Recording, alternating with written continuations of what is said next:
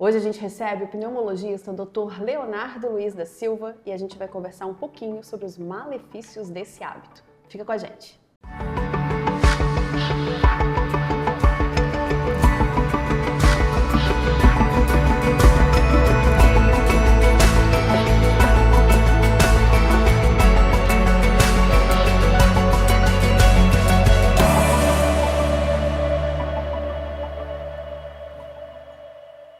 E o Viva Saúde hoje veio até Imbituba. A gente veio conversar com o Dr. Leonardo Luiz da Silva. Ele é pneumologista e a gente vai conversar um pouquinho sobre um hábito que não é tão legal, né, doutor? Primeiro, eu quero agradecer a sua presença aqui. Eu que agradeço o convite, sempre um prazer poder estar conversando sobre isso, sobre os fatores de risco que influenciam na nossa saúde e sobre aqueles hábitos que a gente pode muitas vezes mudar, que são os fatores de risco que a gente pode muitas vezes evitar e vai fazer uma grande diferença na nossa saúde e no nosso futuro. Com certeza. Doutor, se a gente voltar então no tempo, porque assim, os cigarros eletrônicos é uma moda de agora, depois a gente vai falar sobre eles. Mas se a gente voltar no tempo, os cigarros tradicionais, eles fizeram parte de uma história importante, porque assim, os nossos pais, os nossos avós, quem não fumava não era bem visto, na né? sociedade, exatamente. Então, era uma cultura do cigarro? Era a cultura do cigarro. E isso por quê, doutor? Isso, na verdade, né, a gente até vinha conversando antes de entrar no ar. Na verdade, como qualquer indústria, como qualquer produto que a gente se disponibiliza a colocar à venda, a gente vai querer que seja sucesso e que venda, porque a nossa empresa vai depender disso, né? E o cigarro tem muito disso, né? E principalmente desde a Segunda Guerra Mundial, ele começou a ser visto como um elemento de vitória nas batalhas pelos soldados e foi visto como aquele elemento que fazia parte do sucesso das pessoas dentro da sociedade. E a indústria sabiamente se apoderou disso e se utilizou disso. Né? Quem nunca viu um filme de guerra onde os soldados chegavam ao final da batalha e acendiam aquele cigarro e curtiam a vitória com aquilo? Ou quem de nós, né, de uma idade um pouco mais para frente, não lembra das propagandas antigas na época que era permitido propagandas de cigarro na televisão, do cowboy do Marlboro, né? Das propagandas onde sempre um galã, sempre o galã, sempre relacionado com vitória, relacionados com esporte, com a vitória no esporte, relacionados com o bom estilo de vida, relacionado com uma forma saudável, né? Se a gente buscar na história a propaganda do cigarro, né, e o marketing do cigarro nas décadas de 50, 60, 70 sempre foi muito em cima disso. Então, sempre relacionado ao bom-estar, ao bem-estar, sempre relacionado à vitória e sempre relacionado ao sucesso. Status. Status, essa é a palavra. E por muito tempo isso foi propagado. Tanto que se a gente conversa com as pessoas da nossa geração, ou um pouco antes, né, os pais e os avós ensinavam as crianças a fumar. Sim. Entendeu? E porque eu acho também, doutor, que assim, era ligado ao sucesso e não era dito sobre os malefícios. Sobre os eu malefícios. Acho que existiam alguns estudos, ou pouco estudo, não existia ainda muito. Não existia isso. E isso foi aparecer com o passar do tempo e com o acompanhamento dessas pessoas, né, porque os malefícios do cigarro não vão aparecer de hoje para amanhã. Se começar a fumar hoje, não vai aparecer nada amanhã, semana que vem. Mas com o passar do tempo, isso vai aparecer. Então, com o tempo que foi se vendo que isso, na verdade, traria prejuízo. E as próprias entidades públicas e governamentais demoraram a perceber isso. No início, que era um caso de saúde pública. Que era um caso de saúde pública, porque isso gera muito imposto. Então, no início, não se saberia que isso seria. Mas hoje em dia a gente sabe que para cada real arrecadado com o imposto da venda de cigarro, se gasta 4 ou 5 para tratar o doente no sistema público de saúde. Só que tudo isso demanda tempo para que as pessoas comecem a perceber. E a indústria, sabiamente, utilizou disso por muitos e muito tempo para induzir as pessoas a esse hábito. Sim. E doutor, por que o cigarro ele é tão viciante? Por causa Ele é viciante para todo mundo? Para todo mundo. Tá. E por que ele é tão viciante? Principalmente por causa da nicotina, que tem um efeito de ganho e de recompensa no nosso sistema nervoso central muito intenso. Então a sensação de prazer e de bem-estar, né, com o uso acaba sendo muito interessante e muito forte nas pessoas. Então acaba levando as pessoas a esse hábito. Com certeza, mesmo, não sei, mesmo para as pessoas que nunca fumaram, a gente imagina, como eu, mas a gente imagina que deve ser algo que seja muito bom, porque realmente leva as pessoas a manterem isso, apesar de todos os alertas e de tudo isso.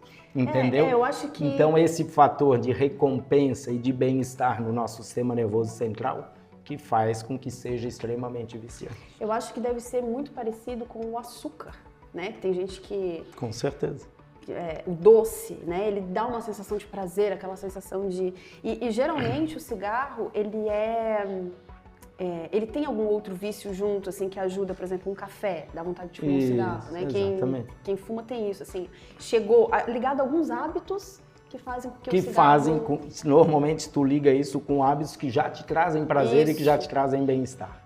Então, além disso, tem o mecanismo de recompensa e de ganho do nosso sistema nervoso central, que vai levar ao vício, como todos os outros. E doutor, para uma nicotina viciar, é necessário fumar durante muito tempo ou você fuma uma, duas vezes? Na verdade, isso vai depender de pessoa para pessoa, mas essa sensação e esse mecanismo de ganho, de recompensa e de prazer do sistema nervoso central, isso é meio que imediato. Desde o primeiro. Exatamente. Mas com o passar do tempo, a pessoa acaba se habituando a isso e sentindo falta disso. Que é o que leva à dependência e nada mais é isso do que a dependência. Sim. E, doutor, então a gente falou um pouquinho sobre essa história, né, do cigarro, do marketing, enfim. Mas aqui no Brasil, você acredita que as leis, porque depois vieram várias leis, não pode fumar em lugares fechados, né?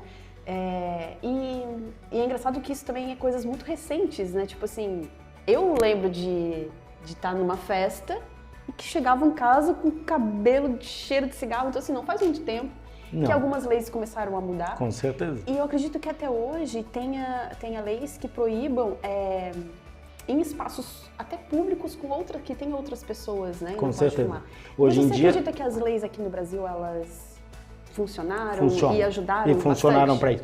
Na verdade, se a gente parar para pensar, o Brasil é um dos países onde tem uma das legislações mais rigorosas antitabágicas do mundo, né? De proibir de fumar em locais fechados. Hoje em dia, na verdade, é proibido fumar em locais públicos que tenham cobertura. Por exemplo, num bar ou num restaurante que tu tá na área externa, mas que tem uma sacada, que tem uma cobertura. Não pode. Se tu parar para pensar, sei lá, 30 anos atrás, se permitia fumar em avião. Aviões tinham alas de fumante e de não fumante, dividia na metade a aeronave. E o que adiantava? Exatamente. Entendeu? Então isso com o tempo e com a percepção dos malefícios que tudo isso vinha causando, foi se apertando o cerco em cima disso, né? Hoje em dia ficou meio que quase que um crime tu fumar em ambiente fechado, entendeu? E toda a legislação de proibição de propaganda, de marketing, né? Não como pode eu te falei aparecer há pouco, novela, a gente não pode aparecer em filme. Isso, exatamente. A gente cresceu vendo propaganda de cigarro na televisão. Entendeu? Então, e aqueles alertas ali atrás também, né? Importantes. Isso, não fume, exatamente. Eu acho que aquilo ali também é uma coisa obrigatória. Isso. E com tudo isso fez com que hoje o Brasil tenha uma taxa de tabagismo de cigarro convencional realmente muito baixa.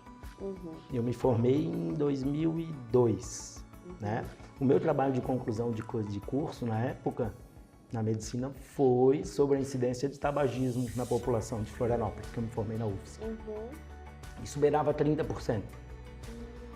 Hoje em dia a gente tem números abaixo de 10% de tabagismo. Mas aí veio a indústria.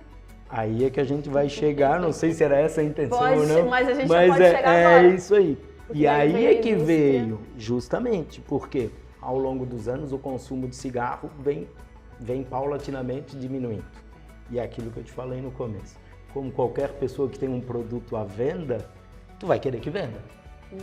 Se tu começa a perceber que está diminuindo o consumo e a venda, a gente vai precisar achar um outro jeito de continuar em moda. Mas o e aí é que entra né? isso, exatamente. É muita criatividade. Muita criatividade. E o marketing, né, envolvido. E daí, então, o que a gente está falando agora? A gente está falando dos cigarros eletrônicos. Exatamente. Então, com essa virada da população, porque hoje em dia, tudo aquilo que a gente viu anos atrás, de status, né, de bem-estar, de ser a pessoa bem-sucedida na sociedade, aquela que fuma, isso mudou. Tu não vê mais isso, pelo contrário. Ficou aquela pessoa que assim, tá fumando aqui, que é isso? Então, isso. Vai fumar lá fora. Isso. A pessoa fica até meio deslocada. Você viu isso, né? Tem as salinhas de fumantes hoje em ambiente fechado, em aeroporto, em shopping, tem lá a área de fumante, o cara tá lá excluído de todo mundo. E com isso, acabou se aproveitando da tecnologia e se lançou um outro produto com uma roupagem nova, mas com as mesmas características, com os mesmos malefícios e tem se atraído principalmente, que é o que mais preocupa, na população jovens e adolescentes. E doutor, o cigarro eletrônico, você sabe onde que ele surgiu? Quanto tempo faz? Então, o cigarro eletrônico, na verdade, a ideia até foi boa no início. Tá? Foi na China 2002 ou 2003, um farmacêutico chinês, cujo pai faleceu de câncer de pulmão. Eu até tinha olhado o nome dele, mas agora confesso que me faltou. Não, mas também chinês, ninguém não precisa, gente. Alguma coisa ali, Hong Li. Deve ser difícil. Tá? E ele desenvolveu isso, como ele viu todo o sofrimento que o pai passou e a história da doença do pai pelo câncer de pulmão, na tentativa e como sendo uma ferramenta para fazer com que as pessoas deixassem de fumar. Mas aí ele pensou num mecanismo que tivesse o quê? Um mecanismo com uma concentração menor de nicotina que as pessoas pudessem usar para aquela coisa de, vamos diminuir, entendeu? Redução de danos, vamos dizer assim. Foi essa a ideia, lá em 2002, 2003, e diante disso, foi uma ideia que deu certo, porque tu consegue vaporizar e tu consegue fazer com que a nicotina em uma preparação líquida consiga ser vaporizada e consiga ser inalada. Mas diante disso, a indústria se aproveitou disso. Entendeu? Então, doutor, num cigarro eletrônico existem os mesmos componentes, eu acho que até mais componentes cancerígenos do que um cigarro com tradicional, certeza. Né? Porque daí tem o cobre, não tem outros. Tem tudo isso e tem além de todos esses produtos e principalmente a nicotina, que está em concentração muito mais elevada no eletrônico do que no convencional. E todos os produtos derivados dessa queima eletrônica ali pelo aquecimento, né, do líquido, que normalmente é em base oleosa e tal, que vai fazer muito mais mal do que os outros. Mas se tem essa... A composição é diferente em relação ao cigarro, porque o cigarro ele é mais... Pela queima, né? Pela brasa ali, pela queima. Tá. E o outro é pelo aquecimento desse líquido, que normalmente é uma base oleosa e que vai gerar tudo mais. E doutor, por causa da nicotina, esses cigarros eletrônicos, eles também são altamente viciantes. Com certeza. Se tu parar para pensar, é mais do que o cigarro convencional. Tá? A gente voltando um pouquinho mais no tempo ainda, nos cigarros convencionais, ali, algum tempo atrás, a gente começou a ter alguns cigarros, justamente para atrair os jovens, a gente começou a ter cigarros saborizados, mentolados, nos cigarros convencionais. E tudo isso veio para o cigarro eletrônico. E ali, com base oleosa e com preparado líquido, se consegue colocar muito mais. Tanto que, antes disso, a Anvisa proibiu esse tipo de situação, dos cigarros saborizados. Sabor? Isso, proibiu. Justamente porque isso estava atraindo mais os jovens. Porque no início é uma coisa agressiva, o gosto, essa sensação toda. E nos cigarros eletrônicos isso se consegue uma infinidade de sabores, uma infinidade de odores e de saborizantes que acabam tendo isso.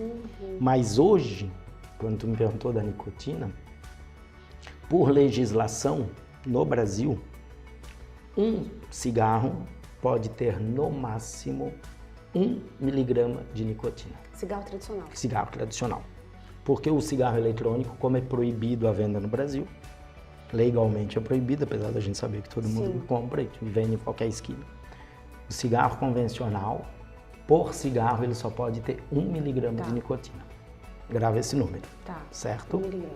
No cigarro eletrônico, a concentração média de nicotina no líquido que vai ser vaporizado é de 5%.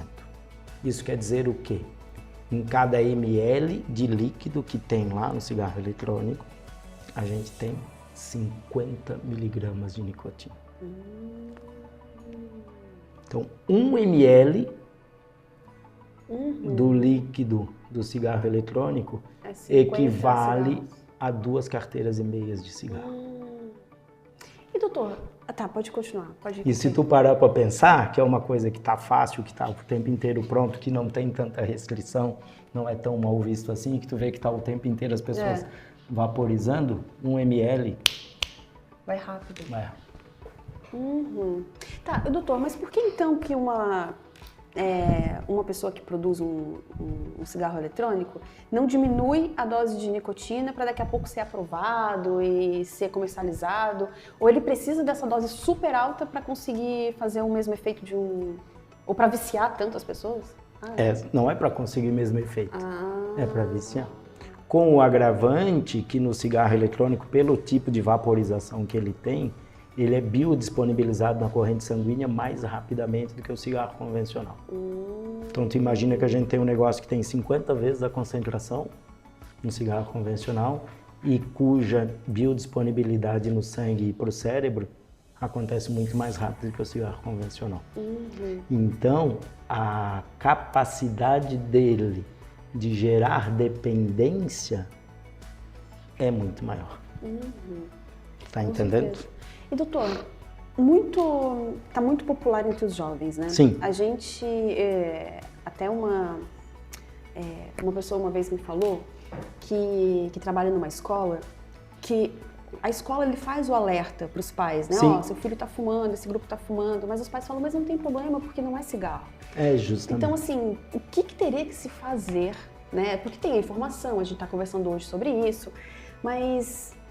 como já está proibido, então assim, o que teria que fazer para os pais entenderem que não pode com os filhos? Porque hoje eles estão... Justamente, okay, se tem né? a ideia, é só vapor de água, é só fumaça com sabor. Saborzinho. Exatamente, justamente. O que tem que ser feito é o que a gente está fazendo aqui. O problema é que a gente sempre corre atrás do sistema e atrás da máquina. Porque o que tem que ser feito é informação. Entendeu? E a gente tem hoje... E nisso, acho que a Anvisa e o país, hoje o Brasil tem um papel, né, que é importante, que é de proibir a venda. Porque queira ou não queira, acaba dificultando. Apesar de a gente saber que vende em qualquer esquina. Mas o fato de estar proibido a venda acaba ainda que inibindo um pouco. Né? Mas assim, a venda é proibida, mas fumar, não, né? Fumar, entendeu? Isso. E doutor... Mas as restrições do cigarro convencional, ou seja, ambiente fechado, aquilo tudo que a gente conversou no começo, né? Ambientes públicos com cobertura, essa coisa toda, valem para cigarro eletrônico. Valem? É a mesma proibição. Mas todo mundo nas festas estão... Porque daí não dá o cheiro. Porque justamente. E aí acaba que ninguém reclama, Mas as restrições no país, as restrições do cigarro além convencional da proibição de venda, são as mesmas do cigarro eletrônico. Você acredita que talvez assim como nos cigarros tradicionais, eles tiveram que passar por um problema para conseguir mudar as leis e para conseguir então conscientizar? Já deu tempo de sentir as consequências do cigarro eletrônico? Ainda a gente tem visto bastante casos. A gente tem visto. No seu consultório também? Sim, até porque, como eu já comentei, como é algo que é muito mais concentrado, né, os malefícios aparecem muito antes. Então, aquela coisa, né, se tu imaginar que a concentração é 50 vezes maior em 1 ml de cigarro eletrônico do que num cigarro convencional, e que tem uma biodisponibilidade no corpo muito maior, os malefícios aparecem antes. Não se tem ainda aquele boom, aquela coisa toda, mas sim. Ainda no final do ano passado, final de novembro do ano passado, a USP, os estudantes de medicina da USP fizeram um estudo avaliando a dosagem de nicotina em tabagistas convencionais e de cigarro eletrônico. E a dosagem de nicotina naqueles usuários de cigarro eletrônico, há 1 ano, fumando cigarro eletrônico, era 6 vezes maior do que o dos tabagistas de 25 anos de cigarro convencional. Só para você ter noção dessa discrepância. Sim.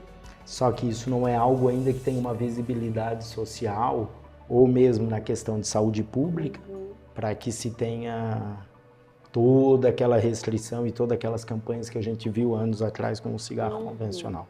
Mas é algo que realmente é uma situação hoje de saúde pública e que a gente precisa trabalhar em cima disso. A Sociedade Brasileira de Pneumologia tem trabalhado fortemente, as entidades médicas, a Sociedade Brasileira de Cardiologia tem trabalhado fortemente em cima disso, mas é o que a gente tem que fazer, que é disseminar informação e contar com as pessoas que tenham isso. Eu até tenho feito algumas aulas, em escolas, em alguma coisa disso, né? Porque o alvo principal é os jovens. E quando a gente pega os gráficos, né, de incidência de tabagismo, a gente vê realmente que entre os adultos a incidência de tabagismo convencional vem caindo, tem um certo aumento do uso de cigarro eletrônico, mas não é algo que chame atenção. Agora, o que chama atenção é aumento de incidência do uso de cigarro eletrônico entre os jovens. A maioria dos usuários de cigarro eletrônicos no Brasil hoje tem menos de 25 anos. Isso que eu ia perguntar. Jovem, a gente está falando de que idade? 15 a 25 anos. 15? A maioria dos usuários de cigarro eletrônico no Brasil está concentrado nessa faixa etária.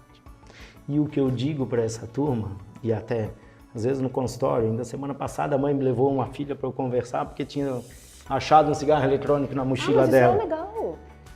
E aí eu pergunto, o que a gente tem que transmitir para essa população e para esse jovem é o seguinte: se eu te oferecer cigarro agora, tu vais querer? Não, doutor, isso faz mal, isso não, tá doido? Isso faz muito mal. Mas se eu te disser que tu está sendo enganado e que isso aqui faz muito mais mal do que cigarro convencional. Entendeu? Então é a história assim, ó. Não seja otário. Não banque o papel de bobo porque tu está sendo enganado. É um marketing bem feito, novamente. Né? E se tu parares para pensar e busca na internet propagandas de cigarro da década de 70 e 80. E busca hoje propagandas dos vapes e das indústrias de cigarro eletrônico. Tu vai ver que é a mesma coisa. É a mesma roupagem. E a psicologia é a mesma roupagem, óbvio, né? Com todos aqueles aparatos de artefatos que vocês que trabalham com comunicação sabem disso que a gente tem hoje, mas a ideia sempre é a mesma. Passar a imagem de descolado, de sucesso, de vitória, de status. E é essa mensagem que eu acho que a gente tem que passar para essa gurizada mais nova, que é assim: tu tá sendo otário, estão te enganando e tu não tá percebendo. E daqui a pouco a conta, infelizmente, a conta chega. Né? Infelizmente a conta chega. E a gente tem muito disso. Doutor, nosso tempo já acabou. Falei demais, então eu Não! O assunto, quando ele é bom, ele passa rápido, a gente, né? E eu acho que a gente, como você falou, eu acho que a gente está fazendo uma coisa muito importante, que é disseminando a informação. E é, talvez, por enquanto, a única chance, né, da gente tentar mudar um pouquinho do que está acontecendo hoje, que é levando informação para os pais, né, para ficar atento aos jovens, para ter essa conversa. E muito interessante se encontrar o filho, levar até... Porque talvez um especialista ele escute, os meus pais eu não escuto, mas um especialista eu escuto. Então achei muito legal essa iniciativa e eu quero agradecer muito a sua presença aqui. Eu agradeço a oportunidade e tanto que quando tu me comentaste que assim, vamos conversar sobre algum assunto de pneumologia, acho que nós dois tivemos a mesma ideia, porque tu mandaste assim, vamos falar sobre cigarro eletrônico, eu estava digitando que eu e a gente queria falar sobre isso. Né? Eu acho que eu comentei isso contigo, porque acho que dentro da pneumologia hoje, arrisco-me a dizer que, sei lá, dentro da medicina hoje esse é o grande desafio, porque com aquilo que a gente já comentava, né? O tabagismo para qualquer doença que tu imaginar dentro da medicina, ele é o principal fator de risco que pode ser evitado. Se a gente parar para pensar em todos os outros, a história familiar, as outras coisas que podem acontecer que podem nos levar à doença, muitos deles a gente não consegue evitar. Agora o tabagismo é o principal que a gente pode evitar. E para qualquer doença que tu vá conversar em medicina, vai se falar em algum momento. Se tu quiser, chama o cardiologista aqui, ele vai falar disso. Chama o endocrinologista, ele vai falar que tem que evitar cigarro. Chama o oncologista. Então, para qualquer doença, praticamente dentro da medicina, ele é o principal fator de risco que tem que ser evitado. E essa é a nossa função principal, além de tratar, de educar e de disseminar a informação. Só mais uma informação antes de terminar. se uma pessoa fez uso do cigarro ou do cigarro eletrônico, enfim, ele parou, existe chance do corpo, depois de um determinado tempo? Sim. Algumas alterações que o hábito do tabagismo traz para o organismo não vão ser revertidas nunca. Tipo enfisema pulmonar, alguns tipos de bronquite crônica, essa coisa. Agora a gente está tirando um fator de risco e está evitando a perpetuação dele no nosso organismo. Então sempre vai ter um ganho. Né? Às vezes a gente atende paciente mais idoso, doutor, mas eu já fumo há 50 anos, tenho 70, se eu parar de fumar agora vai me fazer mal. Não, tu vai acabar com o fator de risco e tu vai ter uma melhora daqui para frente. Então sempre é um ganho que a gente consiga disso. E se a gente está falando principalmente de jovens, que tem uma expectativa de vida aí, falando de 20 anos, tem 60, 70 anos de vida pela frente, quanto antes parar melhor. Ou o principal, que é evitar que comece. Tá bom? Então tá. Doutor, muito obrigada, agradeço mais uma vez. Tá bom, obrigado. E o Viva Saúde fica por aqui. A gente tem novos encontros em outros episódios. Eu espero vocês. Até mais.